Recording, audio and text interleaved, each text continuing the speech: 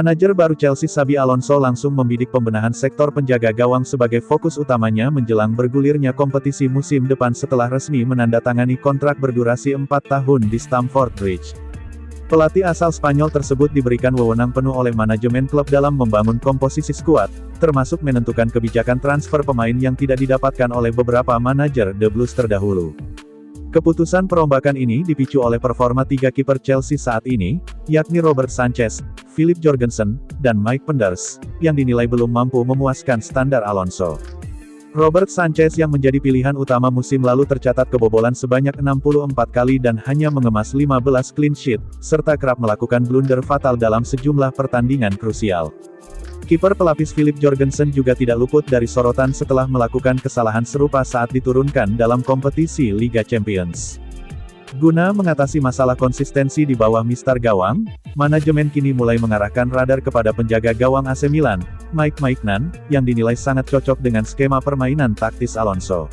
Selain Maignan yang sempat hampir bergabung musim lalu, Chelsea juga dilaporkan tengah mempertimbangkan opsi lain seperti kiper utama timnas Belanda Bart Verbruggen serta penjaga gawang Portugal Diogo Costa.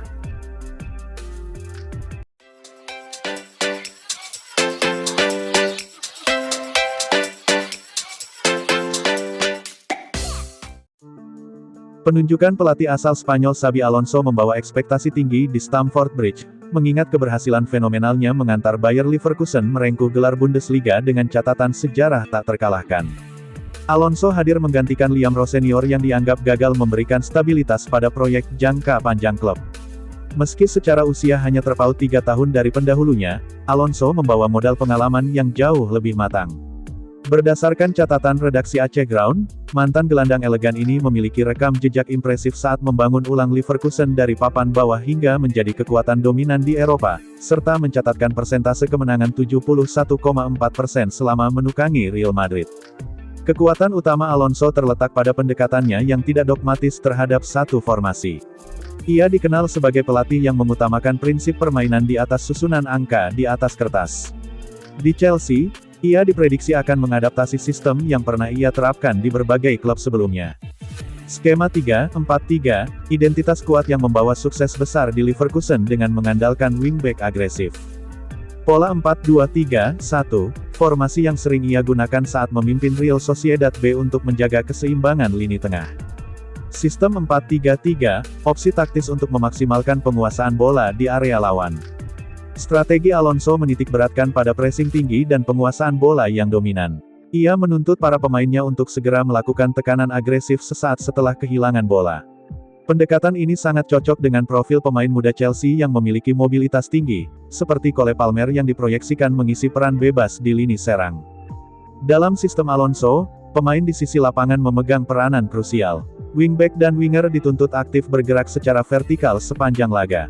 Nama-nama seperti Pedro Neto dan Alejandro Garnacho dinilai memiliki kapasitas untuk menjalankan fungsi ganda tersebut, baik dalam fase menyerang maupun bertahan. Kehadiran talenta muda Giovanni Cuenda dari Sporting CP pada musim panas mendatang akan semakin memperkaya variasi serangan The Blues. Meskipun tantangan besar menanti, terutama saat menghadapi lawan dengan sistem penjagaan 1 lawan 1 yang ketat, optimisme kini menyelimuti London Barat.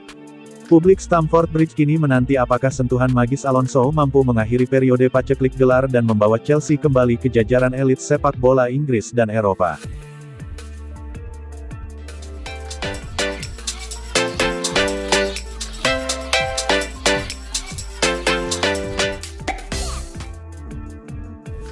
Chelsea mungkin kalah 0-1 dari Manchester City di final FA Cup akhir pekan lalu, tetapi ada satu hal yang diam-diam menarik perhatian publik Stamford Bridge. Formasi 3-4-2-1 yang digunakan pelatih interim Callum McFarlane dianggap memberi gambaran awal tentang seperti apa Chelsea di bawah Xabi Alonso musim depan. Pelatih asal Spanyol itu memang belum resmi memulai pekerjaannya, tetapi gaya bermainnya bersama Bayer Leverkusen sudah menjadi bahan pembicaraan di Eropa.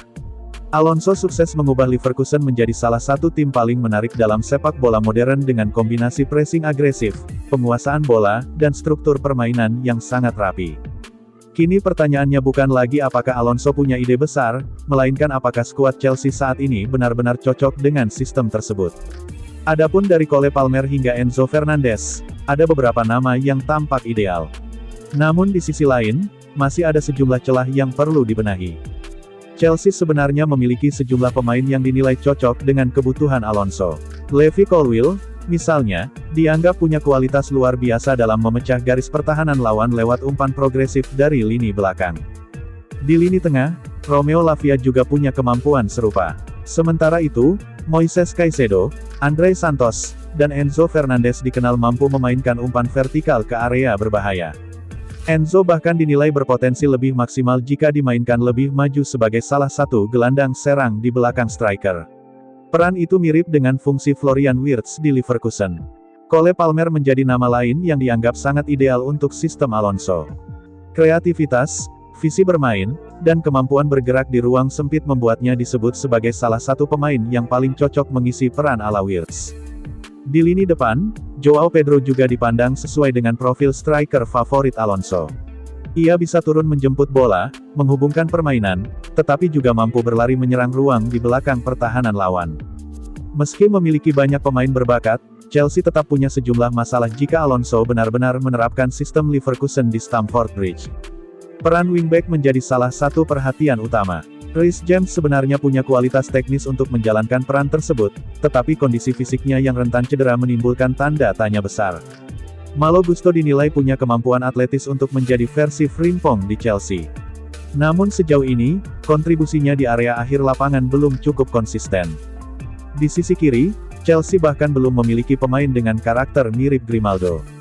Marc Cucurella memang cerdas dalam positioning dan pergerakan tanpa bola, tetapi ia bukan tipe playmaker dari sisi sayap.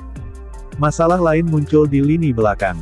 Chelsea masih dianggap kurang dominan secara fisik dan terkadang mudah ditekan lawan. Wesley Fofana menjalani musim yang naik turun, sementara Tosin Adarabioyo dinilai kesulitan jika harus bermain dengan garis pertahanan tinggi karena faktor kecepatan. Jika Alonso benar-benar memakai sistem 3 back dengan 2 gelandang serang sempit, maka posisi winger murni bisa menjadi korban. Estevao diyakini masih punya peluang karena ia nyaman bermain lebih ke tengah sebagai nomor 10. Pedro Neto juga disebut bisa beradaptasi dengan peran serupa. Sayangnya, situasi berbeda mungkin dihadapi Alejandro Garnacho dan Jamie Gittens. Keduanya dinilai kurang cocok bermain dalam sistem yang tidak mengandalkan winger tradisional. Lalu muncul pertanyaan menarik mengenai kemungkinan perubahan peran. Apakah Garnacho, Gittens, atau bahkan Giovanni Cuenda yang baru datang pada musim panas 2026 bisa diubah menjadi wingback seperti Victor Moses di era Antonio Conte?